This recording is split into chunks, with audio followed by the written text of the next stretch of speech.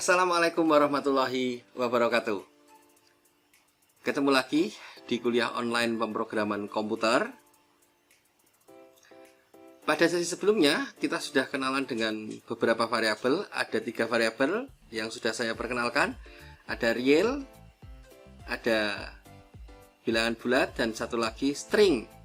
Dan sekarang saya akan melanjutkan kenalan kalian tentang string dulu ya. Jadi nanti yang bilangan real saya pikir tidak begitu ada masalah, dan contoh penggunaan bilangan bulat pada beberapa sesi ke depan.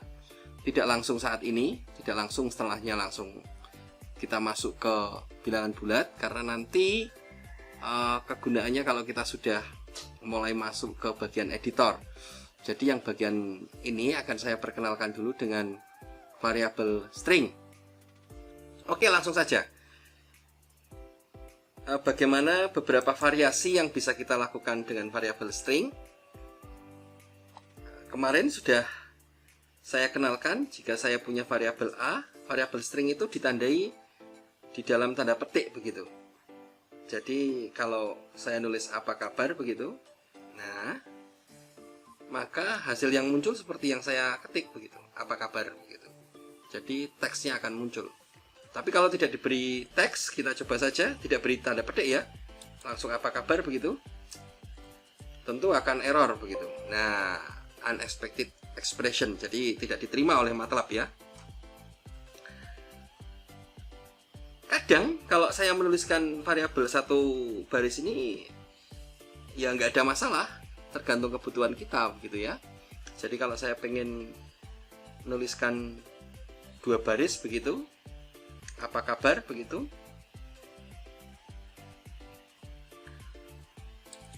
apa kabar,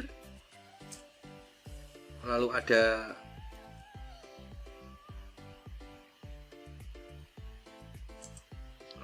apa ya, garis bawahnya misalkan, maka ya saya tulis garis bawah di sini. Nah, semacam itu. Maka hasil yang muncul, dia tidak mau, saya beri tanda titik koma ya, jadi tidak muncul hasilnya. Nah, yang muncul yang bagian belakang saja. Atau mungkin kalau saya tulis semacam ini ya, ada komanya, ada separasi komanya,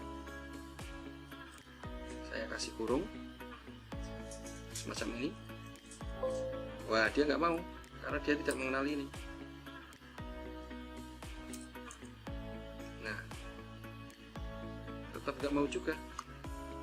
Nah, karena ekspresinya memang tidak mau kalau saya tulis semacam itu. Kalau ada beberapa ekspresi, saya mestinya nuliskannya tidak saja A sama dengan ini, tapi saya beri tanda char gitu. Jadi ini apa kabar, lalu saya beri garis bawah misalkan, maka akan muncul apa kabar, bawahnya garis bawah gitu. Semacam itu ya. Dan ini tadi tanpa terasa saya langsung mengenalkan dengan sesuatu yang disebut char ini. Dan data char ini misalkan dalam aplikasinya saya bisa menuliskan hari misalkan di sini. Hari. Katakanlah saya punya hari apa saja, Senin, ada hari Selasa, ada Rabu. Saya coba tulis semua ya. Ada Kamis, ada Jumat, ada Sabtu,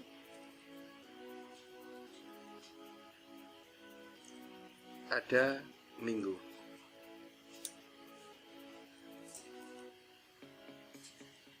Oke, akan muncul data semacam ini. Nah, sebenarnya data di dalam char ini terekam semua oleh MATLAB. Maksudnya begitu. Maksudnya begini. Ada berapa tanda koma ini? Ada 1, 2, 3, 4, 5, 6, 7. Berarti katakanlah ada 7 kolom di sini. Ada 7 kolom data. Berikutnya, dan karakter yang di dalam tanda petik ini juga disimpan oleh MATLAB itu. Senin, Selasa, Rabu.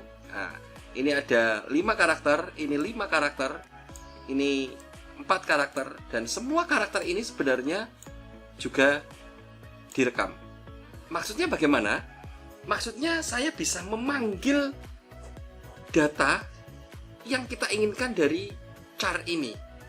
Misalkan saya pengen hanya memanggil data yang hari Rabu. Nah, maka katakanlah saya punya C sama dengan berarti A ya. Nah, hari Rabu ini berada di kolom keberapa tadi? 3. 3 ya. Ada di kolom ketiga ya. 1, 2, 3. 3. Nah, caranya notasinya A, titik 2. Maksudnya titik 2 itu apa? Titik 2 ini adalah semua karakter yang ada di dalam kolom ketiga. Jadi Rabunya kita panggil.